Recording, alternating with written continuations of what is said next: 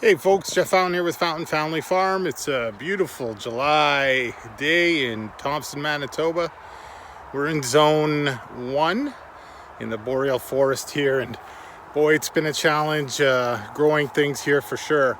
We've tested a number of different annuals and perennials on our farm, shrubs and trees and all sorts of different things to see what we can do up here. And there's been a hands down winner. It's not even been close. And I want to share a little bit of information about this plant to you because you will not be familiar with it. Very few people are, in fact. So join me for the next few minutes as I introduce Haskap to you.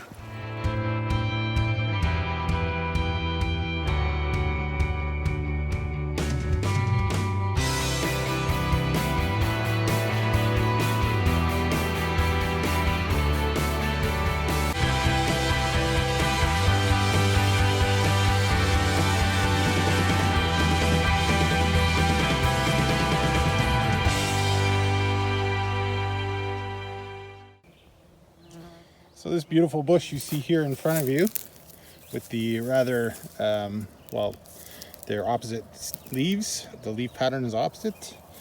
It's a member of the honeysuckle family. And originally these were brought in from Russia. And I will show you later what one of the Russian varieties looks like. And you can find them all over Canada, actually. They're very hardy plants. They were brought in from Russia with Russian immigrants. The taste of this fruit from the Russian varieties leaves something to be desired, to say the least. They are a very bitter fruit, and the fruit is small. What's happened over the years is these things have been cultivated by the Japanese and Russians to be tastier and bigger and to bear bigger fruit, as well as to make the plant hardier than it already was.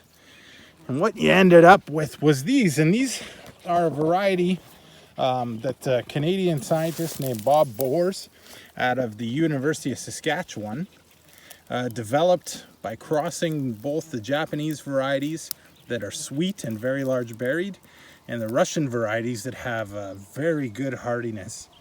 And they end up with this plant, or these plants, because they've developed a number of cultivars. This one is Haskap, or it's Borealis, actually, is the name of this particular cultivar. And the other cultivars I have are Aurora and Tundra. I believe this here's a Tundra. You can see this one's got more of an upright form. And I hope you can see the berries there. They're just small on this plant. This one isn't quite ready to go. But this plant in front of us here is probably about 3 feet tall. It's this is its 4th year, and it's producing quite well, actually. And I've done absolutely nothing to take care of this other than put some mulch down around the tree. There's some straw there to keep the weeds down a little bit. But let's just take a look at some of the fruit here on this one. You can see right there, there's a bunch of Haskap there. They flower the end of May for me, end of May, early June, which is earlier than almost all the rest of the fruit in the forest here. And the flowers are quite hardy. They can tolerate a freeze with no issue. And I've never had a problem with the crop failing. Just this here as well is this is its 4th year here, this one. And you can see the difference of the fruit size here. Some beasts there.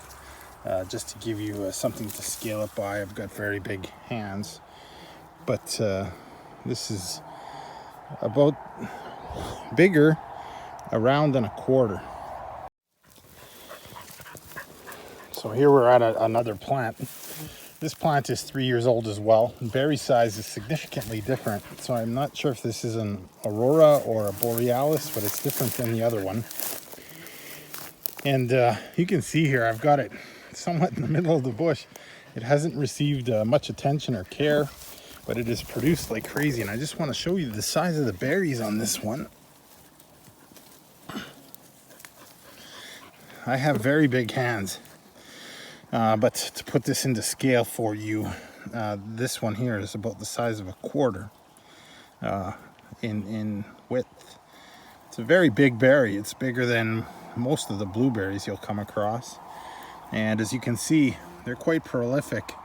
They can be sometimes hard to see because they grow on the underside. But what I like about them is that they tend to grow in bunches like this, so they're very easy to harvest quite a bunch. So the key question now is, and what's important is, what do these things taste like? And put it into perspective. You have to compare it with other fruit, unfortunately, because this has its own unique taste. I like to describe them as kind of a plum taste, but many other people describe them as being a cross between a raspberry and a blueberry. It doesn't quite take long to harvest these, and they are very big, especially that particular plant. Wonderful, wonderful berry, and the fact that they grow in clumps like that is just amazing. Now, what else is extremely good about them, you can see it all over my fingers, is the color of them. And color is important in nutrition. If you ask nutritionists what to eat, they say colorful food, naturally colorful food anyway. And this is one of the most colorful ones you can find. Acai berry has been touted as a super berry for its anthocyanin content. That is the coloration, the purple coloration in berries. Blueberries also have that same coloration, and they're considered healthy because of it. That chemical has antioxidant properties, and that's what fights free radicals and fights, I guess, the damage to your cells that can end up as cancer. So very important. You'll find that same type of property in red grapes and red wine, I guess, to some extent. What's great about these as opposed to other berries is that those berries, the anthocyanins exist in the skin alone. When you bite into a blueberry, you'll find the inside is white. What you'll find with these, though, I just take a bite, is that inside the berry they're colored as well. And so that coloration goes throughout the berry, which is different from the other ones. And so that makes this berry a particularly healthy berry to eat and to grow. Very easy to grow. Handles -40, -45 without any problems. It can get quite big. Here's a 5-year-old plant. I believe this is a borealis, and it's been harvested, so there's not that many berries on it. But it stands currently about 5 feet tall.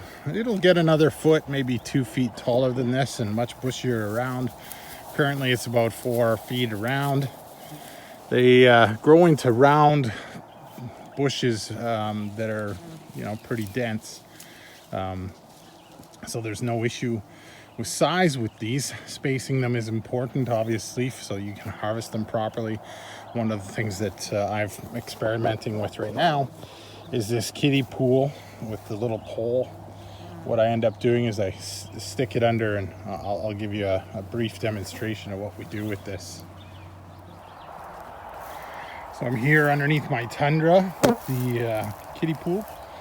The tundra variety was designed more for commercial use, and so it's easy with this upright form to use a berry harvester, which operates on vibration, to have the berries harvested. I can't afford a berry harvester, and so I'm trying this. I've seen this on the internet a few times. And so you just see with the taps there, we've got berries coming down. And if they don't come down, they're not ready for you. So you can come back a few times and get them as they ripen. I'm not a huge fan of this method to harvesting them. It's certainly easier than than hand picking. Your hands stay a lot cleaner, obviously. But what I don't like is I've waited for these plants so long to come to maturity and produce fruit. It seems somewhat of a disrespect to smack them with a stick for them to give up their fruit. But time being what it is, that's what I guess you have to do in the end. But you're not going to get all the berries. You'll have to hand pick some of them if you want to be thorough. So it works itself out to be a perfect you-pick fruit, actually, because you can, harvest the amounts you want by using this technique, and then have people pay to come in and harvest the rest by hand, and let them put their time and effort into getting them individually. Although, because they do grow in bunches, it's quite quick, even hand harvesting them. So that's a demonstration of how I quick harvest them as opposed to hand picking them. Let's go over and see what a Russian looks like, a Russian variety. Here in front of us you can see two big Russian varieties, and you can see how bushy they get. The Canadian U of S ones will get like this. It will take some more time for them though.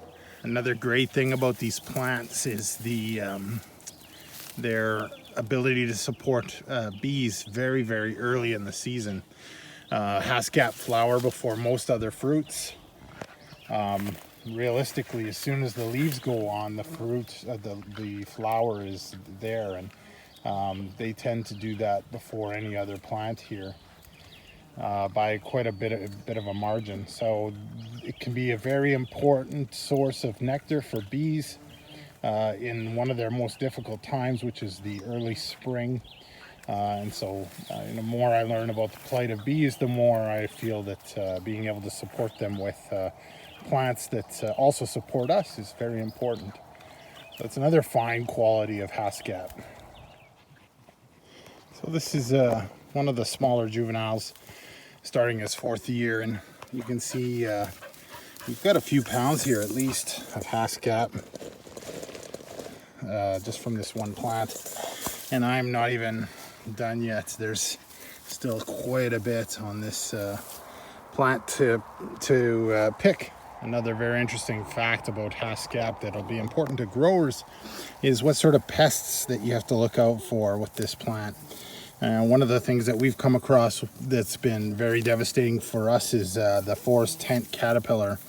They come in large armies in the billions and denude most of the plants. And I find that for us, we've grown Saskatoon apple, crab apple, the Haskap, of course, currants, and they don't touch the Haskap at all.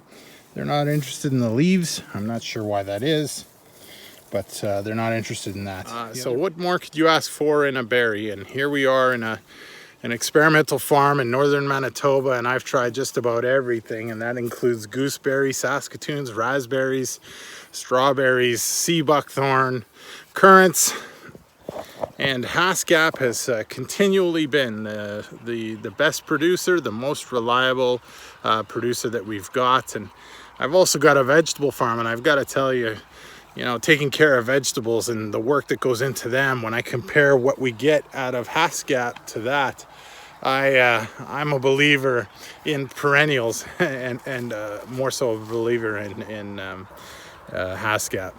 So give it a try. If you get a chance to buy one or come across one in the greenhouse, put it in your yard. They do like a little bit of a moister soil. They're not a fan of sand. I have seen them growing here naturally, and typically they like the little wet spots, although not soaking wet. They do need a little bit of drainage, so make sure that you've got it in kind of a wetter spot in full or partial sun. Anyway, thank you. Hopefully you've got something out of this. Have a nice day.